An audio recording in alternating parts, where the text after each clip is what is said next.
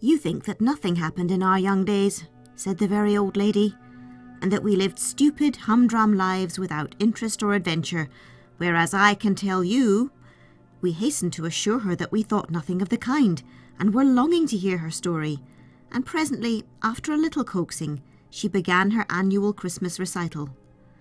My father, who had a large family and loved shooting and a country life, had taken a rambling old chateau in Holland during the minority of the Count to whom it belonged. He found living there much cheaper than in England, and we had occupied it already for several years, when the division of Holland and Belgium into two separate kingdoms caused us to question to which side of the newly established frontier we really belonged. Papa did not meddle in politics, and treated Dutch and Belgians alike. All the same, he had once, in the worst of the winter, entertained some passing Dutch troops with food and beer, and some of our Maastricht neighbours said this was unwise of him, but he always replied that he would give the Belgians the same when they wanted it. Meanwhile, Christmas was upon us, and we were full of our home preparations for the festival. Besides our own family of parents, boys and girls, our only visitor was Mr. Kupfers, our tutor from the village of Gulpen, who had hinted broadly to be invited to spend the day and take part in the English church service, which Papa always read on Sundays and feast days to the assembled household. We suspected that his keen desire to perfect himself in English prompted the little man's religious zeal. Anyway, he arrived quite early, before 10 o'clock on this bright, frosty Christmas morning, bringing a present of gingerbread and gilded walnuts in his canvas bag. Adeline and I entertained him in the schoolroom till Papa and Mamma should have finished their breakfast, while the boys kept out of sight, for they considered Mr. Kupfers unnecessary on a holiday. Our schoolroom had, like all the other ground-floor rooms, long French windows opening onto the courtyard. Suddenly, as we sat chatting politely, these windows were darkened, and the clatter of arms and rough Belgian voices filled all the terrace with a rude clamour. We crowded to look out, and there was a surly-looking sergeant with some 40 men at his back, parleying with Papa, who had come out on the dining-room steps to ask their business. Apparently he satisfied them, for the men all settled down in attitudes of expectancy about the courtyard, and Jacob the steward brought out beer and tobacco, to which they helped themselves freely. "Some of them have had enough beer already," observed Kupfers. "They are Belgian militia who ought to have gone home long ago. They have heard how your honoured father treated the Dutchman, and have come to try his hospitality too. Heaven grant they take themselves off without damage." An uneasy hour passed, and it was time for our Christmas Day service. Papa came out again and spoke to the sergeant, who answered with scant politeness that his men needed rest and a good meal of meat. Under cover of ordering a meal to be prepared for them, Papa dispatched Jacob for assistance to Gulpen, for he began to guess that matters were growing serious. Jacob could run to the village in half an hour, and be back in another with a stout band of our country neighbours to the rescue. "No church service this morning, I fear," said Mr. Kupfers with a sigh. We opened the schoolroom door to listen and peep, and heard Papa's voice giving a hurried order to Alice, our nurse. "Get your mistress and the children and the young maids up to the attic as fast as you can. Then you and Jean and Peter come and help me feed these ruffians and make the business last as long as you can, so as to give Jacob time to return." We stood horror-struck at the gravity of Papa's tone, and Alice's unusually brief "Yes, sir." A moment later she had swept us all out of the schoolroom and up the servants' staircase to the attic, a long, low loft right under the rafters, where old boxes and lumber were stored. We longed to stay below where we could see and hear what was going on, but should as soon have thought of attacking the 40 militiamen single-handed as of disobeying Alice, and up the attic stairs we tumbled, Mamma and the two boys with two younger maids joining us from another wing of the great house. Alice counted us as we stood in the dusty sunshine of the loft. "Good Lord, where's the baby?" she cried, and darted off as if she had been shot from a gun. Mamma, who was nervous and delicate, sat down all trembling on an old packing-case. "Oh, my baby, was all she could say, but in a trice Alice was in our midst again, holding baby upside down in her arms. There she was, the precious, standing up in her chair and calling for her nanny. Sure she was her nanny would not long forget her. "Did you see Mr. Kupfers, Alice?" we asked anxiously. "No," snapped Alice, "I'd other fish to fry," and she bounced off as Mamma locked the door behind her. "We're rid of poor little Kupfers," whispered Adeline, "but what's the good of a holiday if we're to be locked up here all day?" I don't remember that we were frightened at first. By crawling on a pile of boxes we could watch the movements in the court below, and presently all the invaders entered the house by the dining room windows. Alice has found food for them, suggested Mamma. There is plenty in the larder. Hares and partridges, bacon and cheese, and yesterday's baking of bread. If they will sit down to table, it will be all right, for very soon now Jacob must be back from Gulpen with assistance. Look out down the avenue and see if anyone is coming. No, madame, answered Marie, the nursery maid who commanded the window. I can see as far as the high road, but there is no sign of Jacob, only two little figures that go up and down like sentries. The second hour was much longer than the first. We were all growing hungry, the boys were squabbling faintly, and baby woke up crying. Mamma was looking pale, and the silence below tried her nerves. We had not seen Papa pass for some time. We all jumped when a tap came at the door. "It's me, Alice! Open quickly!" And there was Alice, sure enough, the door safely relocked behind her. "Here's the beef, ma'am," she panted. "I didn't let them have it, the dirty brutes, but I fear it's burnt to a coal.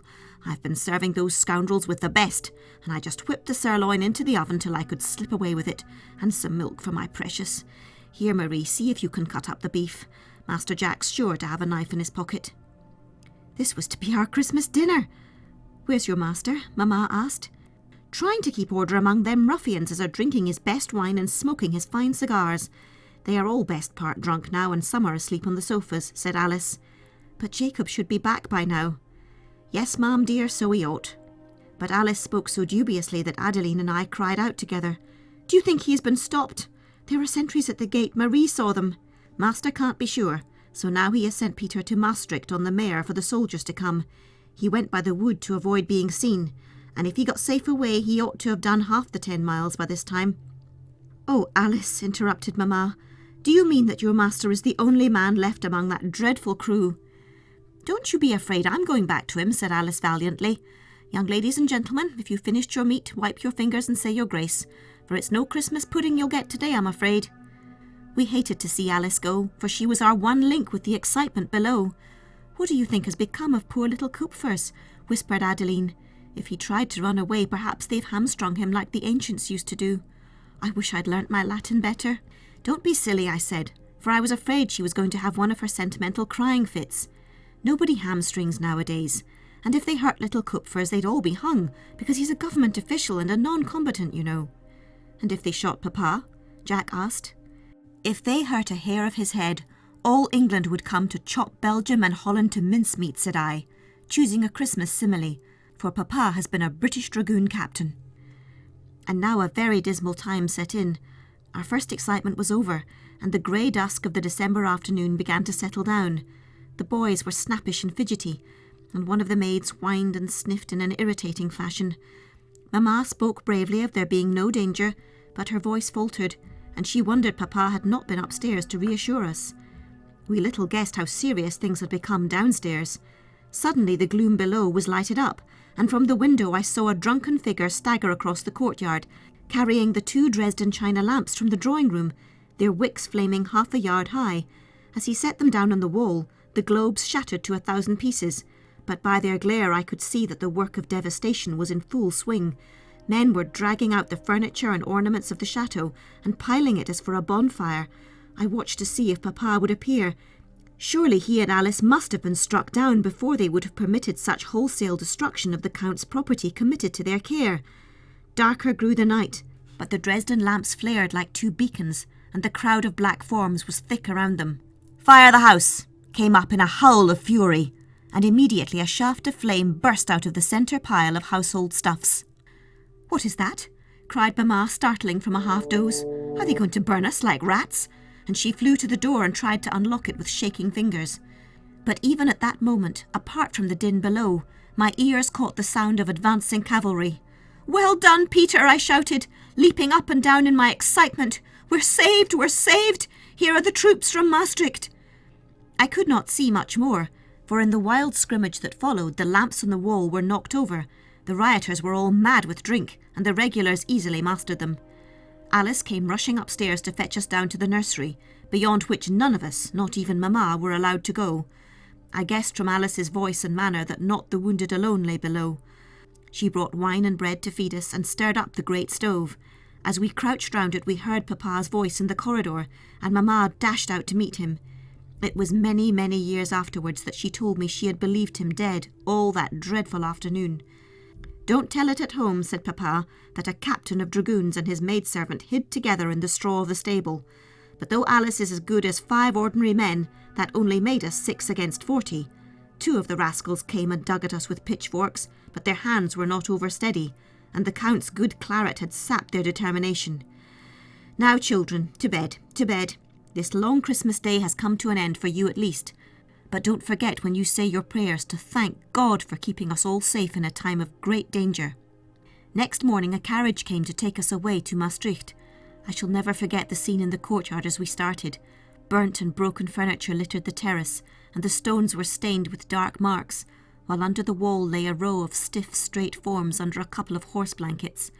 Mamma hastily moved the little boys that they should not face the silent, solemn row. Then, as the doors were banged, someone came rushing up, waving his hat and a parcel of dingy books, and thrust his head into the carriage window. It was Kupfers, alive and smiling. "My dear, my honoured young ladies, keep these and study assiduously till in happier times we meet again," he exclaimed, and then the horses bounded away. Mamma was laughing almost hysterically and wiping her eyes. "When you were all in bed," she said, "and I went at last to my room, I could not get the door of my big almirah to open. I pulled and at last called Alice to help, and lo! From the inside of the hanging wardrobe crept poor little Kupfers, almost imbecile with cold and fright. Today he has recovered, and I dare say he thinks he fought with the best." "I said he was a non-combatant," said I. "Papa, Mamma, and all the rest have gone before me," concluded the very old lady. "But there is the story of an eventful Christmas nearly 70 years ago. Thank God, children, for peace and goodwill in your times."